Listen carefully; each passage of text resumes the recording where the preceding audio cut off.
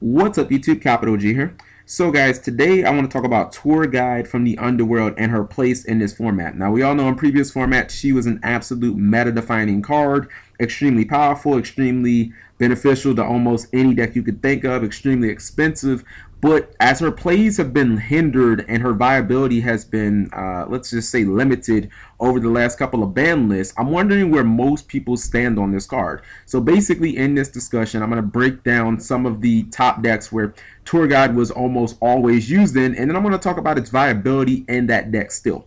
Alright, let's start things off with Macro Rabbit. We all know some of Tour Guide's best uses in here. Number one, obviously being able to search that Sangan straight from the deck, get it to the field. If Sangan would die, go to the graveyard. That allows you to get the bunny, which, you know, makes some of your biggest, most optimal plays in the deck, gives you your win conditions, your lockdown ability with your Evolvers, your Lagia, Doka, stuff like that. Also makes that really devastating Leviair play, which allows you to get another Evolver as long as your Rescue Rabbit is banished. And then Dino Rabbit also heavily relied on the Exceed Rank 3 toolbox, you know, whether it was just making a Leviathan to push in for damage or get over a bigger monster, making Zenmaines to clash and then blow something up, or Tempo, stuff like that. I think that Macro Rabbit players should continue to run Tour Guide from the Underworld. I think that the Leviair Evolver play is way too strong to give up. I feel like it's game breaking, and if you resolve that, you're going to beat just about any deck in the format almost always. Night Assailant is solid in the deck, and this was pretty much proven all of last format where just about every Macro Rabbit player was running the lone copy of the card. It's 1-for-1 removal, which the deck can never have enough of. You know, this also means that the engine is a lot more stable, so if your initial Tour Guide gets Warning or Fiendish Chain, you don't have to worry about potentially dead drawing another copy. You also have to remember that Effect Veiler is blocked by Macrocosmos, so the card actually has really good synergy. I would definitely run Tour Guide and Macro Rabbit. Next deck I want to talk about is Insectors. Obviously the best use for Tour Guide in this deck was tutoring that Sangan, getting it to the graveyard as quickly as possible, which allowed you to search for your Dragonfly or Hornet. This was especially important when the two cards got limited to one. Now, the Exceed plays were still there. You know, this is a deck that could easily make rank 3 Exceeds, but Insectors is an odd deck. Like, they can make rank 3 Exceeds, but they don't particularly rely on any of them because Dragonfly Hornet is so potent that it deals with just about anything that you can put in front of them. So, in my opinion, I don't think that you need to run Tour Guide anymore. I think that the card has lost pretty much all usefulness because I feel like it was all directly linked to Sangan. You know, Exceed plays are always an option in Insectors, but for the most part, they're just unnecessary. When the deck is rolling, it pretty much steamrolls just about anything that isn't named Doka or Skill Drain, you know. So I feel like the Exceed plays don't add anything to your win condition. In fact, I feel like it's kind of a waste of a summon, and I feel like the only real optimal play or the only real game-breaking play would be potentially, you know, a Leviair play in conjunction with a bottomless Insector that you had earlier in the game, or maybe an Insector that you allured. But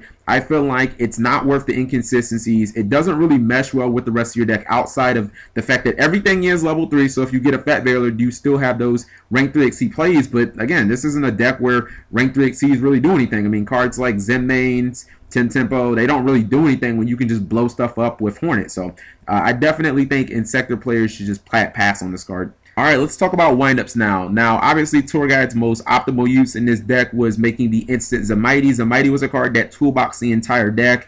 You know, if you were trying to explode on your opponent, generally speaking, you'd get something like Windup Magician. If you were going into like a rank 5 play, then you'd probably want to get something like Windup Shark. I mean, Zemighty was basically just a card that let you pick and choose what card you needed for any particular situation.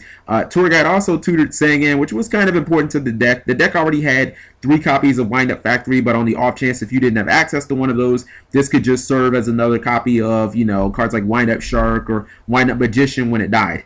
In my personal opinion, this deck should not come within 10 feet of Tour Guide of the Underworld. I feel like with Zemighty being banned, it kills so much of the speed of the deck. It also just doesn't have any synergy with the deck. Tour Guide had so much synergy in previous formats. You know, you look at some of the windups and they were directly in conjunction, as I said in my earlier videos, with Tour Guide. I mean, you could have Tour Guide and Windup Shark, and that was an absolutely explosive hand. The card doesn't have any big play abilities with it anymore. I just don't think that it's worth running anymore. Chaos Dragons is up next, and Tour Guide's most optimal use in this deck almost certainly was being a rank 3 tutor. Pumping out those rank 3 Exceeds was Tour Guide's most practical use in this deck. It allows you to make some pretty good counterplays with Tempo and Zenmates, which could serve as removal if you didn't have access to things like Chaos Sorcerer or BLS because they were in your graveyard or you hadn't drawn them yet. And, you know, it also had some offensive capabilities too in this deck with the Exceed plays. You know, since the deck did so much removing with the Chaos monsters, then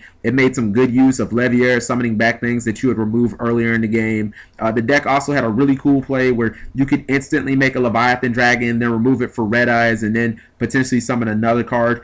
I think that personally you should play this in this deck. I will say this, be advised. With all the milling that the deck does from your Charge and Lightsworn cards, it can really hurt the stability of the Tour Guide engine. Let's say you're running these standard 2 Tour Guides and a Night Assailant in this deck, and you happen to mill a Night Assailant and a Tour Guide, then you're looking at potentially drawing a dead copy of Tour Guide like in other decks. However, this card does have a lot of synergy in this deck. You know, the fact that it's dark helps with the Chaos element. The fact that Night Assailant actually works really well with the deck because if you happen to draw Night Assailant, you can potentially pitch it for Light Pulsar Dragon, get a Raikou to your hand, and summon the Light Pulsar at the same time, and you just added a Dart to the graveyard. And one of the biggest reasons why I still like Tour Guide in this deck is because unlike a deck like Windups where all your plays that were previously available are hindered now, none of the plays from previous formats have been hurt at all. So, you know, all those counter plays and offensive maneuvers that the deck had with Tour Guide are pretty much all still widely available.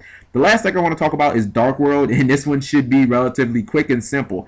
You have to still run Tour Guide in this deck because it's 100% as viable as it was last format. You didn't rely on Sangan, the deck didn't run Sangan at all, and all your best plays are, you know, you pulling Brow straight from the deck. Most of the time, you're going to be bouncing that Brow to get a Graffer and then just continue to draw cards off gates and so on and so forth. But, I mean, occasionally you will make a couple of rank 3 Exceed plays, but none of those plays have been hurt at all. Sangan didn't have any effect on the deck at all, so you have to play 2 copies of Tour Guide and Dark World unless you're just running like a maxed out skill drain version or something like that. So guys, let me know what you think Tour Guide's viability for this format is going to be. Maybe you're playing one of these 5 decks and you disagree with what I said, or maybe you're not playing one of these decks and you want to know what Tour Guide's viability for your deck is.